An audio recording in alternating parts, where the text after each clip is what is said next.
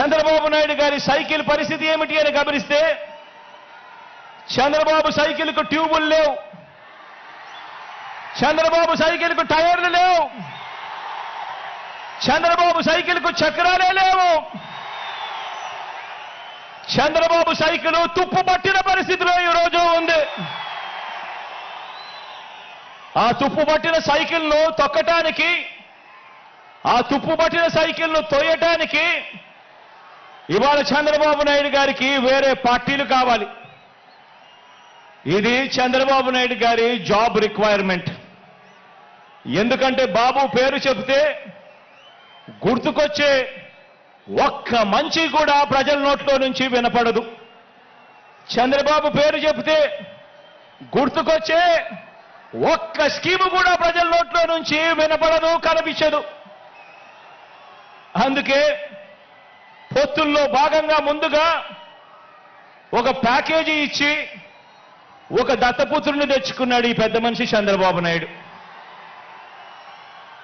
దత్తపుత్రుని ఎందుకు తెచ్చుకున్నాడంటే ఈ package star అయితే సైకిల్ సీటు తనకు కావాలని అడగడు, తన వారికి సీట్లు ఇవ్వకపోయినా కూడా ఈ పెద్ద మనిషి ఈ దత్తపుత్రుడు అడగనే అడగడు. ఎందుకు ఇన్ని తక్కువ సీట్లు నాకు ఇస్తున్నావు అని చెప్పి అంతకన్నా క్వశ్చనే చెయ్యడు. కావాలంటే తాను తాగుతా ఉన్న టీ గ్లాస్ కూడా బాబుకే ఇచ్చేస్తాడు. చంద్రబాబు సిట్ అంటే కూర్చుంటాడు, చంద్రబాబు స్టాండ్ అంటే నిలబడతాడు. సైకిల్ను ఎప్పుడు దిగమంటే అక్కడ దిగుతాడు, ఎప్పుడు సైకిల్ను తోయమంటే అప్పుడు తోస్తాడు. పొత్తుల్లో ఉండమంటే పొత్తుల్లో ఉంటాడు, విభేదించినట్టు డ్రామాలు ఆడమంటే రక్తి కంటిచ్చే డ్రామా కూడా ఆడుతాడు. వెనకటికి చంద్రబాబు నాయుడు లాంటి నాయకుడిని ఎవరో అడిగారట. వెనకటికి చంద్రబాబు నాయుడు గారి లాంటి నాయకుడిని ఎవరో అడిగారట, అయ్యా పరిపాలన చేసేవారు కలకాలం గుర్తుండాలంటే ఎలాంటి పనులు చేయాలి అని చెప్పి అడిగారట.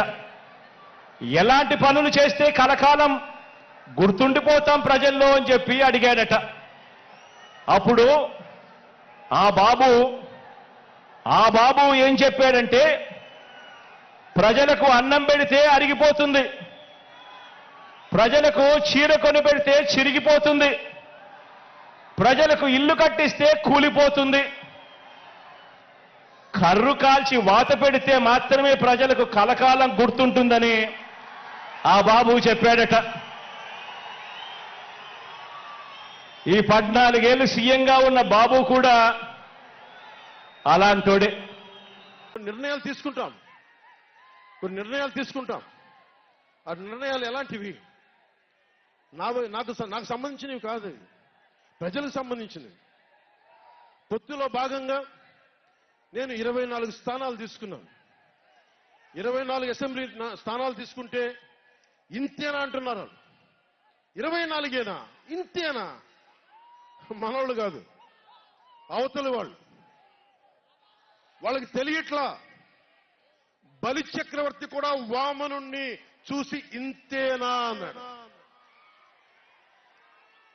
బలి చక్రవర్తి కూడా వామనుణ్ణి చూసి ఇంతేనా అన్నాడు.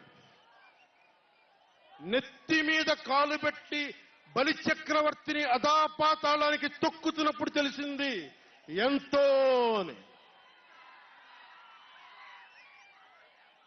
ఇంతింతై వటుడింతై నభో వీధిపై నంతై తోయిద మండలాగ్రమణకంతై వామనవతారాన్ని చూపిస్తుంది జనసేన.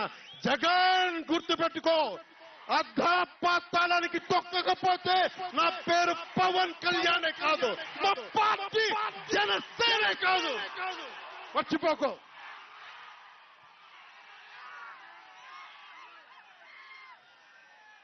రేపు ఎన్నికలైనప్పుడు వైసీపీ వాళ్ళకి తెలుస్తోంది మనం ఎంతో.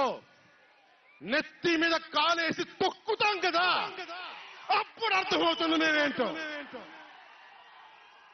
ఇక్కడున్న యువతను చూసి ఒకటే మాట్లాడుతున్నాం. నేనున్నది ఇక్కడ మీకు 10 కేజీల బియ్యం 5,000 రూపాయలు ఇవ్వడానికి కాదు, మీకు 25 సంవత్సరాల భవిష్యత్తు ఇవ్వడానికి, 25 సంవత్సరాల బంగారు భవిష్యత్తు ఇవ్వడానికి. 10,000 పథకం చేతిలో పెట్టి 10,000 రూపాయలు మీ చేతిలో పెట్టడమా, లేదంటే మీకు 1,00,000 రూపాయలు సంపాదించే మార్గం చూపించడమా అని మీరు నిర్ణయించుకోండి. నేనే మా అన్నయ్య నాకు యాక్టింగ్ ట్రైనింగ్ ఒక స్కూల్లో పంపించాను. నాకు డబ్బులు సంపాదించుకునే మార్గం చూపించాడు, పని చేసే మార్గం చూపించాడు. ఆ పని చేసే మార్గం చూపిస్తేనే మీకు భవిష్యత్తు ఉంటుంది. నాలాంటి వాడు ఆ పని చేసే మార్గం ఉండబట్టే కౌలు రైతులకు ఇన్ని కోట్ల రూపాయలు స్వచ్ఛందంగా ఇవ్వగలిగాం. అలాగే మీ చేతుల్లో కూడా డబ్బులు ఉండాలి, భవిష్యత్తు ఉండాలి, సంపాదించుకునే మార్గాలు ఉండాలి. నేను ఎందుకు చంద్రబాబు నాయుడు గారితో పొత్తు పెట్టుకున్నా తెలుగుదేశంతో అంటే, ఆయన ఒక నవ నగరాన్ని నిర్మించిన వ్యక్తి, ఉపాధి కల్పించిన వ్యక్తి, పారిశ్రామికవేత్తల్ని తరలించిన వ్యక్తి, స్వచ్ఛందంగా వచ్చిన వ్యక్తి. ఆయన అనుభవం చాలా కావాలి రాష్ట్రానికి, అందుకనే పొత్తు పెట్టుకున్నాం. ఇంతమంది యువతున్నారు, కులాల గణాంకాలు తీస్తారు. ఏ కులంలో ఎంతమంది ఉన్నారు, ఎవరికి ఓటేస్తారని గణాంకాలు తీస్తారు. కానీ ఇక్కడున్న యువతలో ఎంతమందికి ఏ ప్రతిభ దాక్కుని ఉంది, ఎంత సమర్థత దాక్కుని ఉంది, వారి ఆస్పిరేషన్లు ఏంటి, వారి ఆశలేంటి, వారి ఆశయాలేంటి, ఏ ఒక్కరన్నా అడిగారా ఈ రోజు దాకా? జగన్ అనేవాడు వచ్చి అడిగాడా ఈ రోజున? మీరు ఓట్లు వేయండి 5,000 పడేస్తాం, మీరు ఓట్లు వేయండి మీకు 500 రూపాయలు రోజు పెన్షన్, మీకు డబ్బులు పడేస్తాం అనేవాడే తప్ప మీకు ఏం కోరికలు? భవిష్యత్తుకు 25 సంవత్సరాల తర్వాత మీకు ఎలాంటి ఉద్యోగాలు ఇస్తే బాగుంటుంది, ఎలాంటి స్కిల్స్ ఇస్తే బాగుంటుంది, ఏ ఒక్కనాడైనా ఆలోచించాడా? యువ ముఖ్యమంత్రి అంటే దేనికి? బంధులు పెట్టడానికి అది యువ ముఖ్యమంత్రి? మీ యువతకి చెయ్యని వాడికి మీరు వెంటబడే ప్రయోజనం ఏంటి? నా అభిమానులకు కూడా చెప్తా ఉన్నాను, నన్ను కాదని మీరు జగన్కి ఓటేశారు మర్చిపోను. ఈ రోజున మీరు సఫర్ అవుతున్నారు, నేను కాదు. మీ భవిష్యత్తు కోసం వచ్చే నేను రోడ్ల మీదకి శుభ్రంగా కోట్లు సంపాదించుకునే మార్గాలు ఉన్నాయి నా దగ్గర, యాక్టింగ్ స్కిల్స్ ఉన్నాయి. అన్ని కాదనుకొని ఎందుకు వచ్చాను? అరే నేలే, మన మనుషులే, మన వాళ్ళే, తప్పన పెడితే నేను 2 చోట్ల ఓడిపోయాను. 2 చోట్ల బాధ లేదు, నిలబడ్డా. 2 చోట్ల ఓటమి బాధ మీకు ఎలా ఉంటుందో తెలుసా? ఒక ఎగ్జామ్ పోతే మీకు బాధ ఎలా ఉంటుందో విద్యార్థికి తెలుసు. అలాంటిది నేను 2 చోట్ల ఓడిపోతే నేను నిరాశ, నైరాశ్యం, బాధ ఉండింది. ఒకటే గుర్తుపెట్టుకున్నా,